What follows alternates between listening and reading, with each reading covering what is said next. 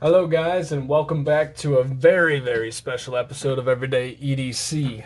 My name is Tyler, and today we are going to be doing a view of the Koenig Arius Gen 4. Ooh, I had to do that epic unboxing right there, kind of again. This is the Koenig Arius, ladies and gentlemen.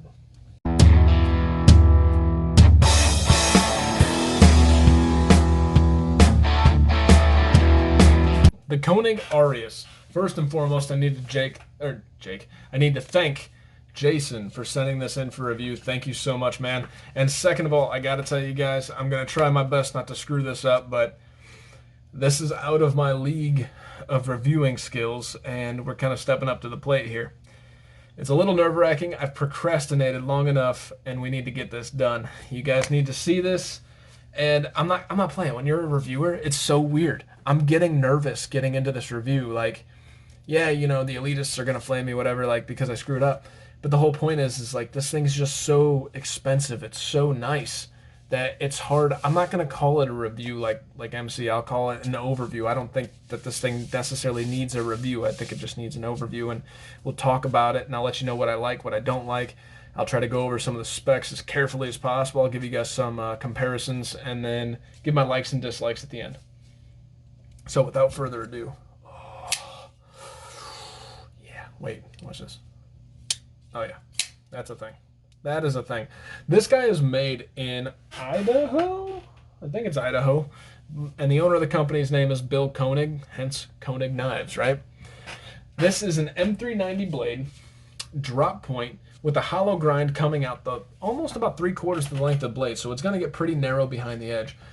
You can tell that this is cool because it's got a lot going on. Let me take off my ring so I don't scratch this guy. This has got a lot going on because it has this hollow grind coming down here, and it's cool. It follows it with the sharpening choil right here as well, and it comes on down, and it comes down to a very narrow edge, and actually it has a really nice, if you guys can catch that, mirror edge finish on there. I forgot where Jason said he got that done. You have Koenig right here on the blade, a cutout on the blade with a fuller that comes through the back, and it just looks so cool. And then you have a swedge that follows almost the full length of the blade coming down to add strength to that tip. And it's a pretty narrow tip, but the whole blade has a lot of strength going on to it. You have a flipper tab that is perfect. It's not a pocket pecker. It just works great in there. And they talk about like hinderers having that flipper tab to protect your hand as like a finger guard. This works just fine. It doesn't need to come out another 17 inches, right? So we have some titanium hardware and then hardware that he changed out himself. These blue hardware, I believe he changed out I don't know if he changed out the pocket clip or he just made it match the pocket clip. I think he changed out the pocket clip too. Those are aftermarket. They don't come like that. It usually comes with silver hardware.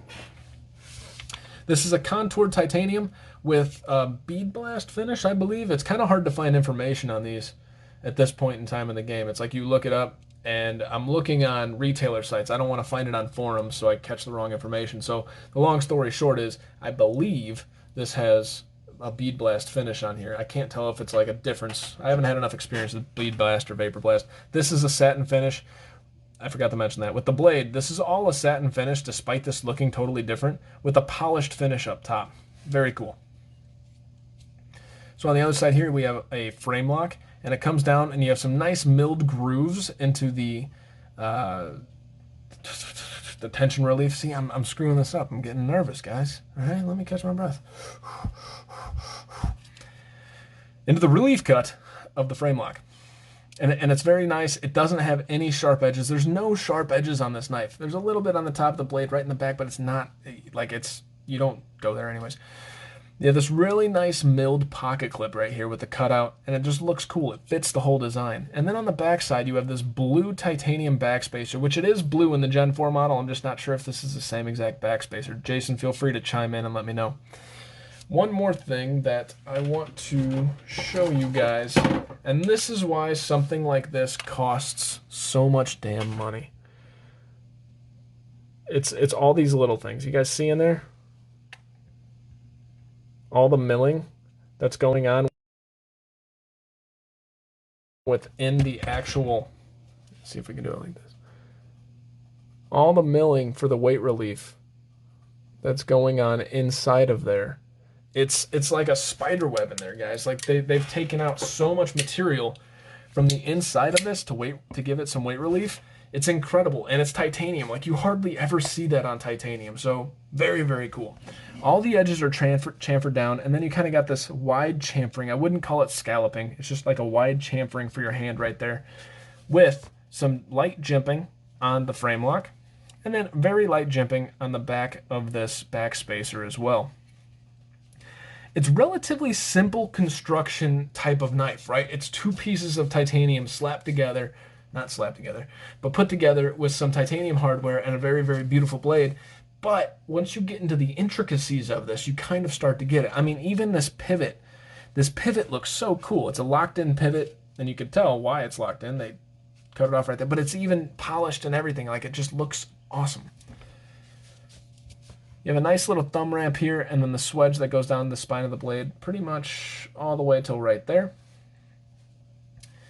The frame has an over travel stop right here for the frame lock, and it has what I'm going to call internal stops. Forgive my terminology if it's wrong, but basically, once again, where's my shitty light? But basically, all right. I know I can get in there for you guys. There you go. See that? It's on a grooved track. So basically there's a pin in there that rides on the inside of the blade that acts as the stop. It's the same thing as an external stop, but it's internal. It's not a stop pin. There's a pin inside that travels along grooves. Maybe they call that the stop pin too, but it's not the same type of construction as, say, this with a stop pin right there, right? All right, so that's just about covers the majority of what this is, and you guys are gonna be like, that's it. It's actually pretty cool too. On the back side here, they took some cutouts right there, and I'm not sure if that's a weight relieving thing. Maybe it's for your hand. Actually, when your thumb's sitting on that, that feels super, super comfortable, so that's probably why that's there. It feels fantastic. But when it's in hand, I kind of put it right here, but this actually feels really good, and it's because they cut this out right there, so I get it now. Okay, that's cool to learn. Let's get you guys some specs. So I need to be extra careful and extra slow with these specs because I do not want to do anything to this knife.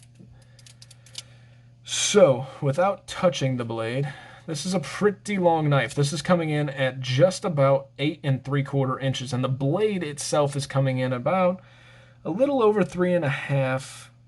Yeah, just about 3.5, but the cutting edge is coming in between 3 1/4 and 3.5. Let's get you guys the weight on the Koenig Arius Gen 4.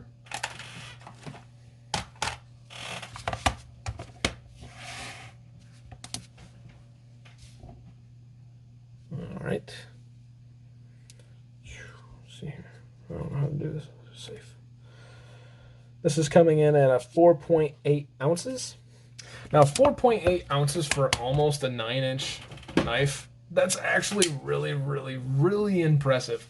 And it's due to all the weight, and it's all the weight relieving, but in your hand, this does not feel like 4.8 ounces. This feels light. It's so nice. The balance is done so well. So next, I hesitated on even taking this measurement, but I want you guys to see it on camera. So I taped the living shit out of my micrometer or caliper, whichever. I think it's a caliper, actually. I taped the living shit out of it, though, and this is where it naturally rests. So I'm going to hit 0 on the camera so you guys can see that that's where it naturally rests. I pushed on it to try and get it to go a little bit smaller, but what ended up happening is the tape kind of like bounced back and brought it right back to 30. So the blade stock's coming in at 100 or 1.55 or 155 thousandths. And let's see if we can do the behind the edge. This one's going to be a little bit worse of a measurement, but it's showing 10 thousandths. I don't know that I trust that just because of my setup. Let me try it on one that I know what it is. Yeah, no, that's not right. That's not right for the tape. I'm not going to give you the behind the edge thickness on this because it doesn't go down to being right. Yeah, just because of that tape on there. But I'm not going to take the tape off for the sake of that measurement. You guys can find out for yourselves. What a dickhead thing to say. So the overall width of this thing's coming in at 0.56 inches, which is pretty good. Most knives come in between 0.5 and 0.6. If you're not contoured and you're flat, you're usually coming in at about a 0.44. And the overall height in your pocket's coming in at a 1.6.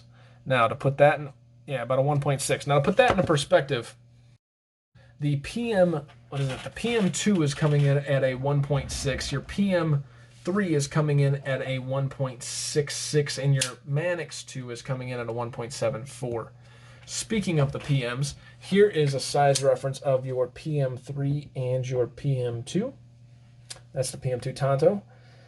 As you can see here, it's longer than both knives. The Koenig Arius is not a small knife, guys.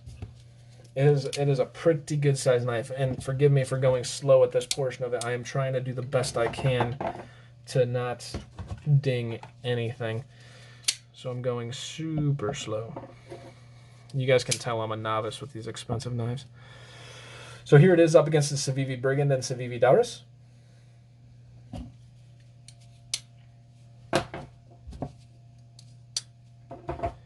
Here it is against your Feldspar and your mini Feldspar. And here it is up against your Rat Model 1 and Rat Model 2, which almost feels like an insult. No offense, rats. As you can see, the closest thing I pretty much have is the Rat Model 1 to the size of this. So let's go over a quick recap, overall thoughts, and let's get this guy back in the box safe and sound so we can send him home. So this is a contoured titanium, which I believe is bead blasted, with just an awesome milling on the inside and an awesome relief cut there. You have this very complex blade, which comes out with the fuller and then the cutout right there, and then it has a swedge that lines all the way there with all the way to the tip of the blade with a hollow grind that goes all the way to the edge. A very good sized belly, very good sized slicer, and nice finger or nice sharpening choil right there. But even better, the action. The Koenig Arius is notorious for its action. It is just so nice. And guys, it feels so smooth. But I want to highlight one point that is my favorite about this knife, and it's not the action. My favorite thing about this knife is the ergonomics. Oh my goodness. The first time I picked this up and had it in hand, I think you guys saw it in that video, I just like went berserk. I'm like, no way does this feel this good. It feels buttery in your hand. There's something to say, like literally, the word that came to my mouth was butter. It came to my hand, not melted butter. We're going to call it nice and frozen butter, to where it's like smooth but still solid, right? So what do I like about this knife? I like the looks. I like the action. I like the ergonomics. I like everything about this knife. What don't I like? Let me look at my notes to see if I said anything stupid. The price. LOL. The price. LOL. I think this thing's coming in at a total of $550 for the base. I am not sure. He's probably got more into it with this titanium hardware, and there's other models that range all the way up to like $15,000 to $2,000. So yeah, it's a super expensive knife. Very, very nice. Very awesome quality. And thank you so much, Jason, for letting me show this on the channel. It is just, it's a dream to have this in hand. And I keep showing the reverse flick, but you can definitely flick it like that. And you can definitely do the thumb flick. I can't. Whoa. Get some actual weight behind it. This, ladies and gentlemen, is an overview of the Koenig Arius. My name is Tyler. This has been Everyday EDC. Thank you so much again for Jason for lending this into the channel. And I hope you guys enjoyed this. Just kind of looked at some eye candy. I don't have much to say about it, guys. It is perfect. The ergonomics are fantastic, and the fidget factor is through the roof. And yeah, my name is Tyler. This has been Everyday EDC. You guys stay sharp. Stay safe. Have a great freaking day. Thanks for watching. Hey guys, thank you so much for watching. It genuinely means a lot. If you liked what you saw, please subscribe, hit the thumbs up, leave a comment. If you didn't like it, give me some feedback in the comments below and hit the thumbs down button. In case you guys don't know, I do have a Patreon, which will be listed right here. In that Patreon, we're giving bi-monthly giveaways to just the Patreons based on the number of Patreons that we have in the Patreon. We will also be giving discounts on all the knives that I sell based on the number of patrons. My name is Tyler. This is Everyday EDC. You guys stay sharp, stay safe, and have a great day.